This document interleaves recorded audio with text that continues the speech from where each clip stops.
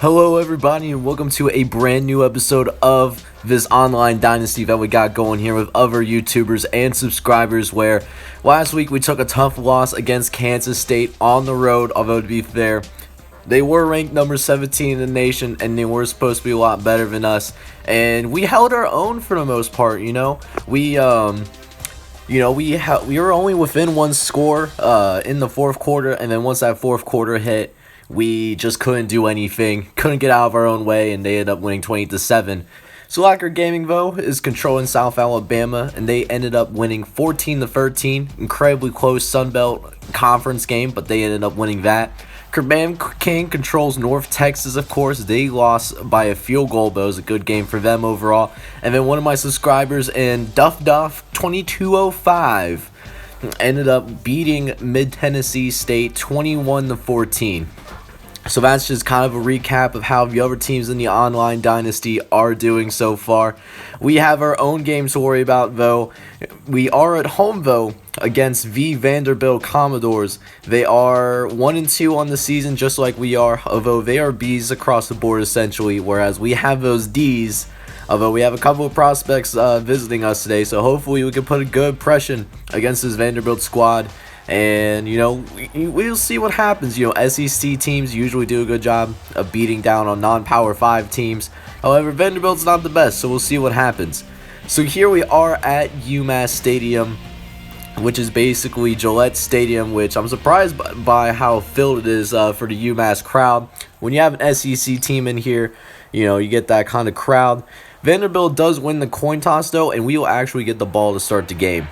So here we are, very first play of the game. Walter McCall is going to drop back the pass, going to get it off to Marcus McCoy. Gained 17 yards on the play for a nice first down. However, on this play action pass, he throws it a little short, and Thompson is going to pick us off once again.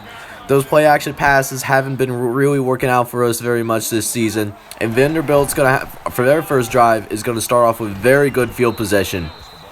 David Harris, however, is going to get the first carry of the day for the Vanderbilt Commodores and get a gain of 7 yards, which is a really nice gain for them to start off their offensive possession.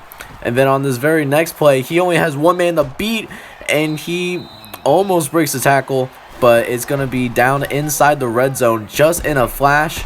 And then the halfback and David Harris is able to finish the drive with a 12-yard touchdown. Vanderbilt is going to take a 7-0 lead.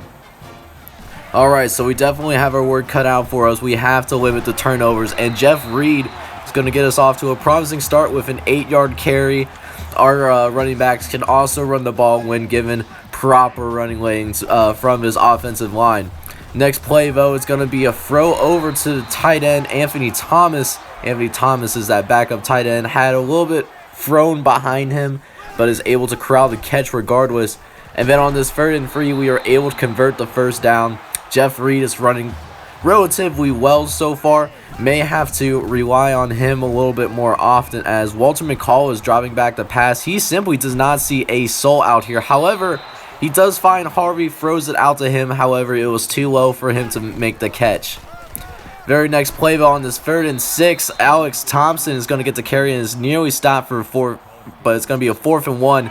Surprisingly, UMass is not going to go for it, and they don't even down the punt inside the 20, and the UMass crowd was not happy about it, as it leads to this event right here, an extremely long touchdown run, once again by David Harris.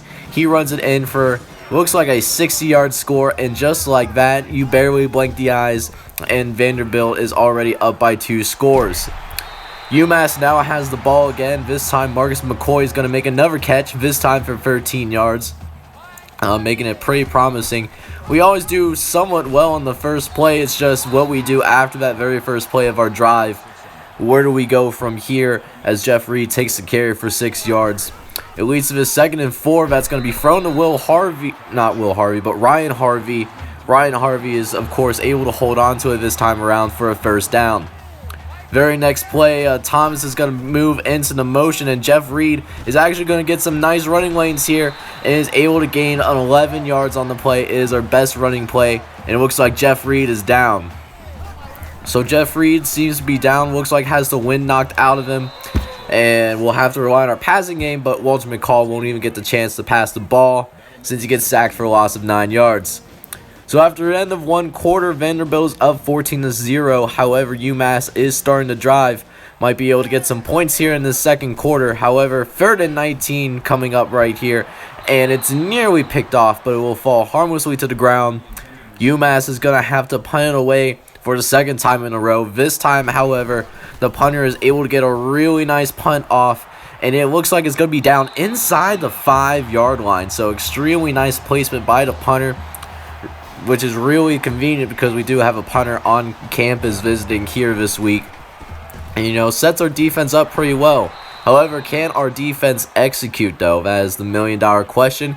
So far, they haven't done that, but they have really favorable field position, so I'm hoping we can change the narrative right here. However, that narrative isn't going to change quite yet as Brian McDonald gains 13 yards on the play, and Vanderbilt is just running their offense faster than the Naruto runners, dodging the bullets for Area 51 probably. However, he's picked off.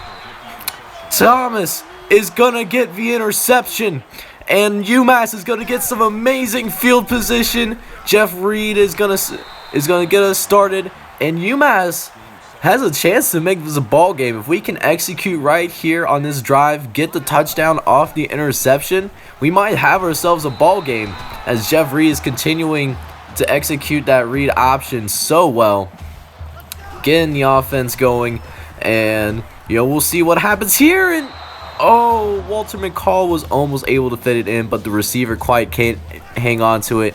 It sets up this 3rd and 10 right here, and it's picked off.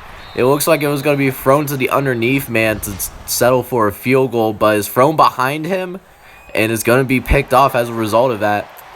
But Vanderbilt's going to have the ball right back, and they were right back to where they picked off before they threw that interception. Finding big holes in the running game as David Harris, off of only 4 carries, already has over 100 yards. So definitely pretty embarrassing if you're a UMass football fan right now. Definitely got a lot of work to do. However, this game is definitely not over yet. I'm saying there's a chance. I'm not sure if we'll win, but I'm saying there's a chance as UMass gets, not UMass, why do I keep saying UMass, but Vanderbilt gets another first down. They are just rolling along just fine as it looks like Greg Conley gains 11 yards off the curl route.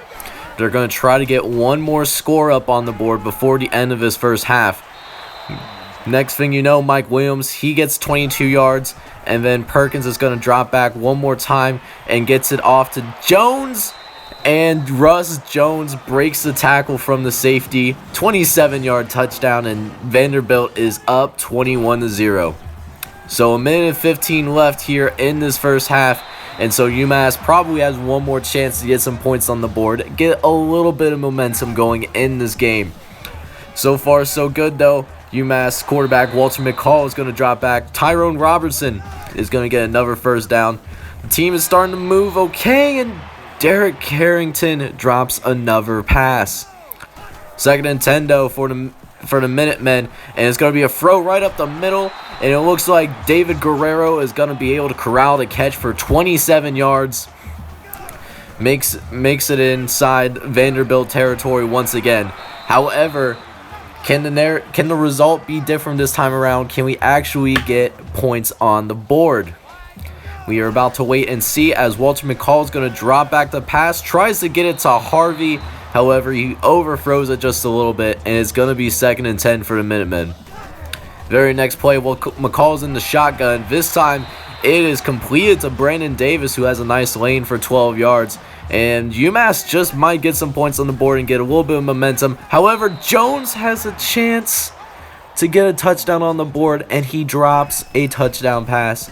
And it just leads to Will Harvey dropping another potential touchdown pass. So maybe this 3rd time is a charm, but of course Anthony Amos is left just short. It looks like it's going to be down at the 1-yard line. However, the Minutemen are going to go for it. They aren't going to settle for a field goal, and Jeff Reed doesn't have an opportunity to try to run it in himself. He is tackled in the backfield. And to make matters worse, David Thompson, he breaks one tackle, he breaks a second, and it is just green pastures. 98-yard touchdown for Harris, and it's going to be a 28-0 lead for Vanderbilt. So definitely a tough sequence of events to end the first half. Vanderbilt will get the ball to start the second half, so UMass is going to have to pick it up just to make it respectable. Forget about winning right now.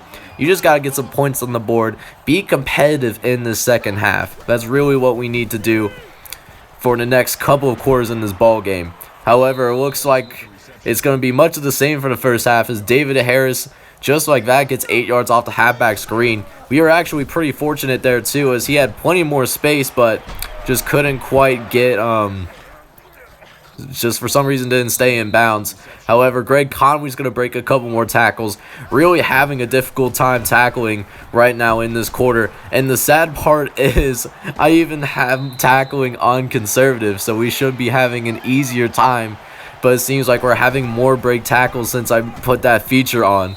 However, we do stop him from getting into the end zone, though. So, a little bit of a small victory right here as David Harris is held from the touchdown. However, he's able to bully his way into the end zone before the rest of the UMass defense can get to him, and it is 35-0. So Walter McCall is going to drop back the pass. He is lit up by Marcus McCoy is lit up, but he's able to hold on to it for a gain of 13.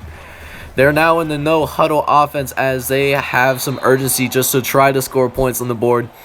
Maybe, just maybe, come back for a win, even though the chances are extremely small. However, Will Harvey's going to help us get back on track. Will Harvey with a nice 25-yard reception. We're going to go back to the same play here with this no-huddle, and this time he's even more open and gets it inside the red zone.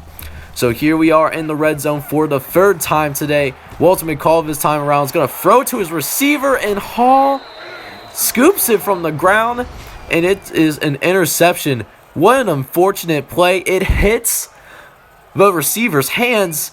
He doesn't make the catch animation, and unfortunately, the linebacker was there to make the play. However, we're lucky, though, that it was a free and out. However, Washington is going to scoop up this fumble, and that is the fourth turnover for the UMass Minutemen.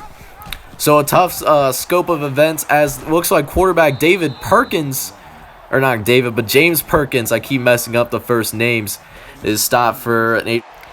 However, it does seem like miracles actually do happen, because we actually stopped him from scoring a touchdown for once. How the first 3 quarters of this game went, I went ahead and put in the backups just to get the backups on our team some more experience. But, they allowed a couple touchdowns, and we end up losing this game 48-0. So it was a rough go for us. I wasn't going to even bother showing stats because nobody on the UMass team had a good game. When you lose 48-0, it's definitely really tough to see that. But hopefully next game will be a lot better. If you do enjoy my content, I would really appreciate it if you leave a like, leave a comment about the John J Gaming channel or UMass Football, and hit that subscribe button for me, as I would truly appreciate that. Until then, I'll see you guys next time, and I hope you have a good one. Peace.